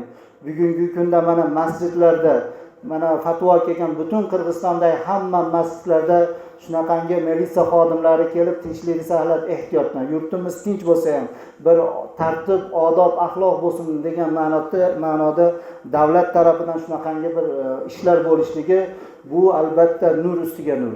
Mana bugun uzoqqa bormaylik, holatlarda axborlarni ko'ryapmiz, eshityapmiz. Musulmon yurtlarida, nafaqat kufr olami, musulmon yurtlarida bugun 2 rakat namoz o'qilanmayapti. Mana bugun mana Falastin, G'azzodagi ahvolni ko'raylik. Alloh subhanahu va taolo bizlarni bugun holatimizga qaraylik. Mana shunday bir ne'matni berganiga shukr qilaylik. O'sha bugungi mana shunday ulug' ne'mat bilan ne'matlanayotgan o'sha mustazafin yer yuzidagi mazlum musulmon birodarlarimiz ham shunaqangi bizni Qirg'iziston davlatimizda diniy erkinlik, rohat, barakatni Alloh nasib aylagan bo'lsin. Bu barakatli kunni hurmatidan Alloh yurtimizga baraka bersin. Elimizni, yurtimizni qancha joylarda suv balosi, har xil o't balolar, shamol balolari, Alloh subhanahu va taolo yurtimizni shunaqangi balo qirsiqlardan saqlasin. Xonadonlarimizni saqlasin. Qishloq joydamiz, yurtimizdagi kishtikorlarimiz, dehqonchiliklarimiz, ziroatlarimiz, tijoratlarimizni Alloh subhanahu va taolo har xil balolardan o'zi saqlagan bo'lsin. Parvardigor, mana bugun baytida, vatanda, yurtda ibodat qilib turibmiz. Yurtimizdan tashqarida qancha mana yurtimizdan rizq deb, bola chaqa, ota-onam deb musofir yurtlarda yurgan, bugungi kunda ibodat qilayotgan, ular ham mana hayit namozlarida hozirlari bo'lsin, bo'lmasin musofir ular uzunlik, ularni ham Parvardigor ibodatlarini qabul qilgan bo'lsin. Alloh taolo musofir yurtlarda har xil baloyi qozolardan o'zi saqlagan bo'lsin. Topayotgan rizqlarni avvalo haloldan topishlikni Alloh nasib aylasin va halolga sarflashlikni ham nasib aylagan bo'lsin. Alloh subhanahu va taolo yurtimizda qancha bemorlarimiz bor, islom olamida qancha bemorlar bor. Ko'plarimiz, hammalarimizdan qalblarimizda, yuraklarimizda, aql fikrlarimizda kasalliklar bor. Alloh taolo o'zi poklagan bo'lsin. Chunki bugun shunaqangi bir qalblarni poklanadigan kunda bir-birlarimizga bo'lgan Alloh taolo muhabbatlarimizni ziyoda qilsin. Musulmonni yomon ko'rishlik, dushmanlik qilishlik, zulmi ziyon yetkazishlik, oilada bir dasturxonda o'tirib mana shunaqangi bir-birlariga zulm qilishlikdan Xudo taolo hammalarimizni o'zi saqlagan bo'lsin. Ibrohim alayhissalom, Ismoil alayhissalom ota bola qanday bir mehribonlikda hayot kechirgan bo'lsa, o'shanday bir mehribonlikda hayot kechirishni yurtimizdagi barcha ota, onalar, farzandlarga Xudo taolo nasib aylagan bo'lsin. Parvardigoro, duo talablarimiz bor, bemorlarimiz Alloh taolo shifo bergan bo'lsin. Uydadir, shifoxonada xazinasidan o'zi shifo kulli karam aylagan bo'lsin ya Robbi. Shu qatorida otalariga, onalariga, hayotlariga ham o'tganlariga shu ulug' kun ekan, bu e'tiqodi ixlosli jamoatdan shu otamga, onamga bir duo olib bering degan mehribon farzandlar bor. Parvardigor hayotda bolalarini salomat, ularni shunaqangi bir qalblarini xushnud qilib duolarni olib olishlikni barcha farzandlarga, ota-onasi borlarga nasib aylagan bo'lsin. Ota-onasi o'tib ketgan barcha ota-onalarini Alloh taolo rahmat aylagan bo'lsin. Bugun eng ulug' bayram kunda Xudo taolo ularni ham bayram qilib, ularni ham ruhlarini bizlardan shod qilib, qilayotgan amallarimiz, ibodatlarimiz, duolarimiz, qurbonliklarimizdan ruhlarini Alloh taolo bahramand aylagan bo'lsin. Bizdan keyin dunyoga keladigan avlod zurriyotlarimizni ham Alloh taolo Ibrohim alayhissalomga bergandek barokatli, o'zidan qo'rqadigan avlod zurriyotlarni Xudo taolo nasib aylagan bo'lsin. Musofirlikdagi barcha birodarlarimizni qilayotgan ishlariga Alloh barokatlar ato aylagan bo'lsin. Yurtimizdagi barcha hojatmandlar bor, hojatlarni Alloh ravo aylasin. Mushkuli bolalar bor, Parvardigoro, mushkullarini yengil aylagaysan. Qarzdorlar bor, o'zing najot bergaysan, yordam bergaysan. Shu qatorida farzand talablar bor, duo talab Parvardigor. Mana ulug' soatda turibmiz, duolar ijobat bo'ladigan kunda turibmiz. Alloh taolo Ibrohim alayhissalom umidini uzib, yoshlari 90 yoshdan o'tganda ham Alloh taolo mana bu ulug' kunlardan hurmatidan Ibrohim alayhissalomni avlod, zurriyot, Robbi habli minas solihin duolari hurmatidan qabul qilib duolarini solih farzand bilan siyladi. Parvardigor elimizda, yurtimizda farzand talablarini ham o'zing o'g'ildir, qiz solih va soliha, ota-onaga mehribon, elga yurtga xizmat qiladigan, dinga xodim bo'ladigan o'g'il va qiz farzandlarni o'zing nasib aylagaysan va ularni, ota-onalarini salomat qilib, katta ota, katta onalarini salomat qilib, u nabiralari, farzandlaridan ko'p yaxshiliklarni ko'rishlikni ota-onalariga nasib aylagaysan ya Robbi. Parvardigoro, elimizga, yurtimizga xizmat qilayotgan diniydir, dunyoviydir, dinimizga xizmat qilayotgan diniy boshliqlarimiz, barchalarni, bizlarni tinchligimizga xizmat qilayotganlar hammalarini o'zing salomat qilgaysan, ularni ham qalblaridagi yaxshi niyatlariga yetkazgaysan ya Robbi. Parvardigor, boshimizdan mana bu ulug' muborak kunni ko'p takror o'tkazishlikni bizlarga nasib aylagaysan. Faqatgina g'aflat bilan, amalsiz holatda o'tkazib qolishlikdan, duo ijobat bo'lmasdan, ibodat qabul bo'lmasdan o'tkazib qolishlikdan o'zing saqlagaysan ya Robbi. Parvardigor, barcha o'tganlarimizni o'zing rahmat aylagaysan, shoista jannat aylagaysan. Xossatan o'tgan Eid Qurbon, bu qurbonlik o'rtasida hech kim bilmaydi keyingi qurbonlik hayitigajon men bu dunyoda yo'q bo'laman deb. Mana shunday bir o'lim degan narsa bor ekan. Parvardigor, mana vafot qilgan erkakdir, ayol, yosh, qari barcha o'tganlarimizni rahmat aylagaysan. Parvardigor, gunohlarini kechirgaysan. Bugungi muborak kunni fazli rahmatidan o'zing rahmat aylagaysan ya Robbi. Parvardigor, dinimizga xizmat qilayotgan, bu masjidimizga xizmat qilayotgan, madrasalarimizga xizmat qilayotgan barcha birodarlarimizni xizmatlarini qabul aylagaysan. Mana bu masjidda, mehrobda mana qator imom domlalarimiz o'tiribdi. Alloh taolo xizmatlarini qabul aylasin. Muazzinlarimiz, mutavallilarimiz, madrasada xizmat qilayotganlar, Parvardigoro, o'zing xizmatlarini qabul aylagaysan. Bu mehrobda qancha xizmat qilgan, bu jamoatda o'tib ketgan ulug' hojotalarimiz bor. O'zing o'tganlarini barchalarini rahmat aylab, ruhlarini bizdan shod aylagaysan. Bu mehrobda xizmat qilib o'tgan domlalarimiz bor edi. Parvardigor o'sha ustoz domlalarimizni o'zing rahmat aylagaysan, ruhlarini shod aylagaysan. Shu qatorida Parvardigoro mana bu yerga xizmat qilayotgan, mana ichimizda qancha birodarlarimiz o'tiribdi, masjidga, madrasalarga qancha xizmat, yordam qilgan Parvardigoro ularni ham maqsadlarini o'zing yetib qilayotgan ishlariga o'zing Parvardigoro barokat bergaysan. O'tgan otalarini rahmat, hayotda bolalari, onalarini salomat qilgaysan ya Robbi. Parvardigoro xosatan bu masjidimizda mana Muhammad Marhoj akamiz, Abdubannov qor akamiz, Baxtiyor qor akamiz mana shu yerda bosh qosh bo'lib xizmatda Parvardigoro salomat qilgaysan. Madrasada Baxtiyor hoj akamiz shu qatorida Parvardigoro butun jamoatimizdan o'zing rozi bo'lgaysan. Mana bu ibodatga masjidga uzoq demay, yaqin demay, mana qancha ulug'larimiz o'tiribdi, uzoqlardan kelib qariman demay Parvardigoro bosib kelgan qadamlarini qabul aylagaysan. Keyingi hayitlarga ham yana diydor ko'rishib, yuzlashib mana shu Eid Qurbonni birga o'tkazishlikni hammalarimizga nasib aylagaysan. Parvardigoro mana yurtimizdan 80 yoshga kirgan qariya hojonalarimiz jamlanib shu Qurbon hayitini hurmatidan deb 12 marotaba xatmi Qur'on qilishibdi qariya hojonalar. Parvardigoro mana bu xatmi Qur'onlarni o'zing qabul aylagaysan. Bu Qur'oning tufayli barokat bergaysan elimizga, yurtimizga, xonadonlarimizga. Parvardigoro har birimizni xonadonlarimizni Qur'on chirog'i bilan o'zing yoqqaysan ya Robbi. Parvardigoro bu xatmi Qur'on qilgan hoji onalarimizni ham salomat qilgaysan. Avlod zurriyotlarni ham qiyomat kuniga jon dinga xodim qilgaysan. O'tganlarni rahmat, o'zlarini salomat, ibodatlari, duolarini qabul aylagaysan ya Robbi. Va sallallohu ta'ala va sallama ala khayri xalqihi sayyidina Muhammad va ala alihi va ashabihi ajma'in.